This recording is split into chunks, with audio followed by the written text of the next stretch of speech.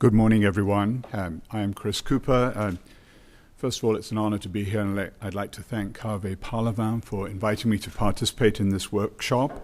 And I'm really representing quite an extensive team that represents the PHASER team.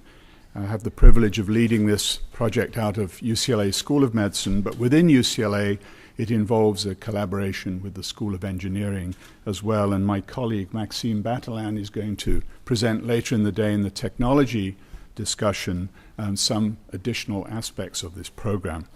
We are fortunate to be supported by the Department of Homeland Security. How this came about is public concern and political concern about line-of-duty deaths in firefighters. Actually, firefighters are an interesting study group of emergency responders in that they are a well-defined population that we feel can be well characterized. The U.S. Fire Administration has set a goal of reducing line-of-duty deaths in firefighters by 25% over the next 5 years and 50% over the next 10 years. So we know that the majority of these deaths are related to cardiovascular events, either myocardial infarctions or strokes. So a primary national objective of PHASER is to develop some breakthrough in health and safety for the emergency responder community, combining state-of-the-art approaches in medical science and technological innovations. This is our organizational chart. We do have important collaborations with Denise Smith from Skidmore College, New York. She has an extensive experience in investigation of risk factors in firefighters in particular.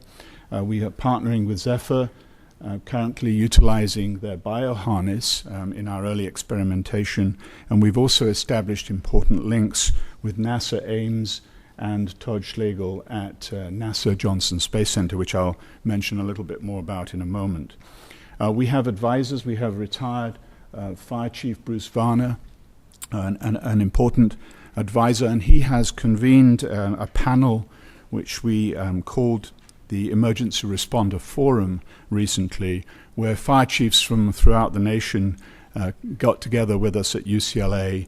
We presented our work and we got their input and a reality check, really, that we were serving this important group appropriately.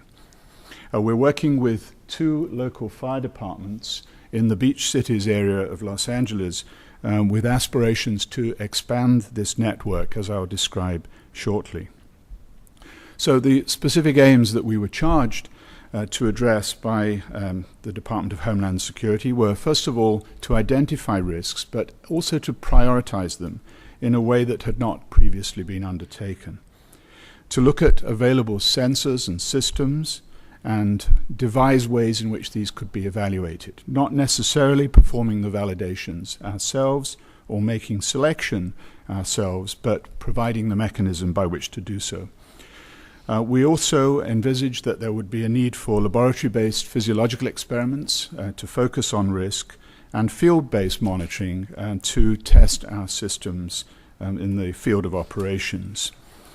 The goal is to develop and implement a low-cost network system for physiological monitoring in first responders, along with extensive outreach to the emergency responder community themselves, to the public, academic institutions, industry partners, and government agencies.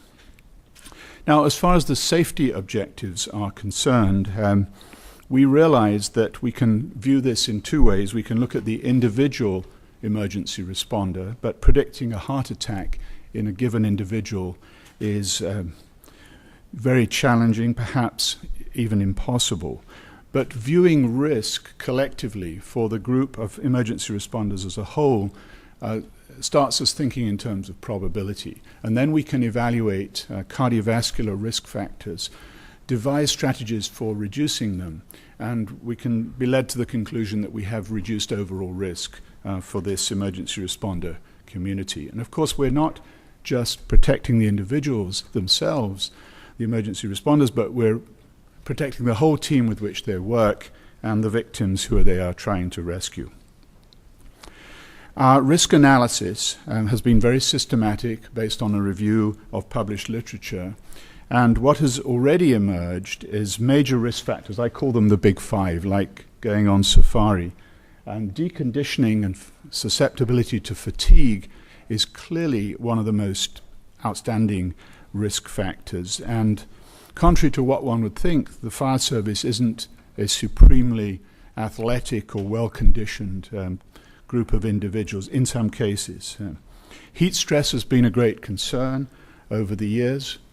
Personally, I feel that the problem with heat stress is probably more to do with dehydration than body temperature itself, and the effects that dehydration has on cardiovascular strain. In fact, all of these big five risk factors point to effects on cardiovascular strain, and after all, we're trying to deal with the issue of cardiovascular events. Added weight, both in the form of personal protective equipment and also isometric load from carrying tools and equipment, also imposes additional cardiovascular strain. We've identified exposure time. Firefighters are often reduced in their mobility by the equipment that they have to carry and the kit that they have to wear. And if exposure time can be reduced, it more or less proportionally reduces the risks of exposure in the fireground. And so improving PPE, making it more lightweight and more flexible, is an important potential way of mitigating these risks.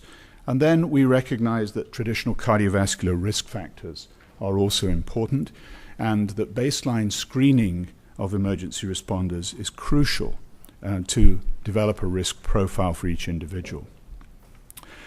Just a couple of physiological slides. Although introduced as a COPD physician, I'm actually both a pulmonary and critical care physician and also an exercise physiologist. And my main physiological interest is in exercise physiology. So we approach this by considering that cardiovascular strain during exercise is represented by the relationship between heart rate and some measure of exercise intensity. Here it's oxygen uptake, measured by exhaled gas analysis, but this could be some integrated measure of activity level. And heart rate increases with increasing exercise intensity, but the steepness of this response represents cardiovascular strain. And these factors that I've already alluded to will all result in a higher heart rate for a given level of physical activity or external work performed. So as a concept of operations, reducing this cardiovascular strain pattern could involve approaches such as fitness enhancement programs, prehydration, the individuals themselves attaining an ideal body weight, lighter PPE, and techniques to improve work efficiency. One of our experimentations so far, this is actually data collected. We're using a common protocol at Skidmore College and at UCLA, and I must credit Denise Smith with providing this slide, looking at the effects on heart rate increase for a standardized exercise protocol. So time could represent increasing exercise intensity. And what you see compared with the control group of tests in 10 healthy college students, when performed with PPE, there's a higher heart rate, about 20 beats per minute, at every level of exercise intensity. And when these individuals were loaded with a weighted vest, as opposed to encapsulated in a PPE, the difference in heart rate was virtually the same. So it's the added weight that is the problem with PPE, rather than the encapsulation and any effects, at least in these short duration experiments, that could have on body core temperature. So how does this lend itself to physiological monitoring with the kind of wearable sensors that we have available today? We think that two very important parameters are heart rate and some measure of integrated physical activity that could be obtained from an activity monitor.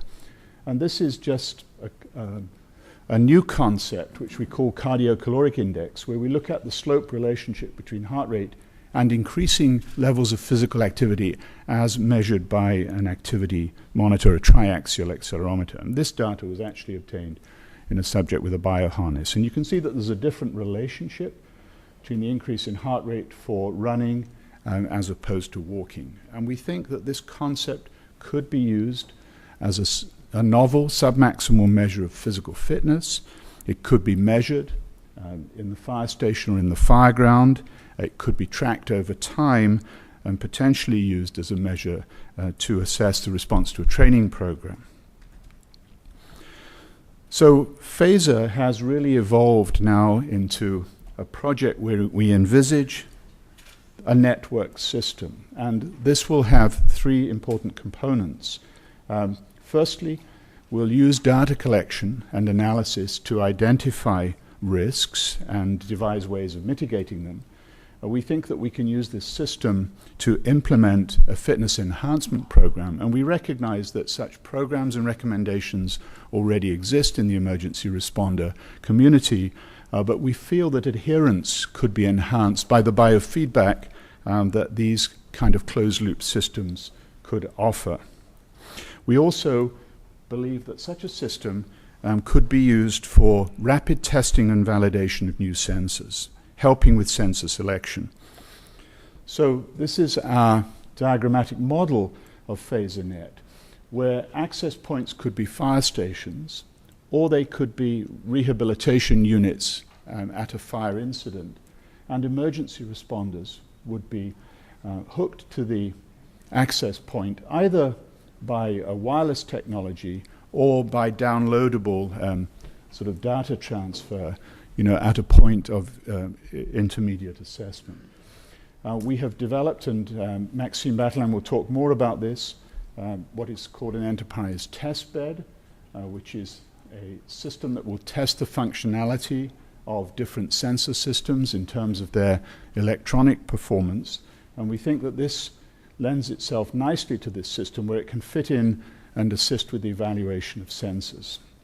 And the data will be transferred by a secure internet connection to a database that can be accessed at UCLA for various purposes on the back end. Now, the opportunities for implementing physiological monitoring really have to be considered in terms of the circumstances in which the emergency responder finds himself or herself. The evaluation at baseline can be quite extensive and include things such as 12-lead electrocardiogram. During training, or more so on mission, then the opportunities become more limited, and the integrity of the data and the transmissibility of the data becomes more of an issue. We think that the rehabilitation situation, a rehabilitation unit could be a truck at a fire incident where first responders can be quickly evaluated when they come out of the fire ground itself. And so we will be looking at the utilization of different sensors and combinations of sensors in different circumstances. So this is essentially how we see this working as we move forward, that body area networking really provides the foundation for this system, in that we have a variety of sensors and physiological variables of interest. The integrity of the data they provide is crucial, and this can be evaluated with the enterprise testbed. Mobile devices or access points will be used, and we are faced with the challenge of developing some standardization of interfaces. So we really can have a plug-and-play system that would enable any new sensor to be evaluated. Cloud computing is bound to play a role in all of this. And on the back end, this is where we feel that this system could have enormous potential, because right now we have this, the framework of this system established in 2 fire stations, but there is the hope that we can expand this nationwide and provide a system that could rapidly collect human subject data and aggregate it. And this will then enable us to look for correlations and associations and to identify meaningful metrics. This is one of the big challenges. We can obtain the data, we ensure its integrity, but what is its meaning, and how will it be useful, and what outcome measures can be used to evaluate in the process of research and hypothesis testing. We think that such a system will also enable rapid product development, in that new products could be quickly tested with accumulation of large amounts of validation data. And finally, we believe that industry partners would be interested in participating in such a system because of the opportunity to use their instrumentation and to provide validation and hypothesis testing and ultimately publications. Thank you very much indeed.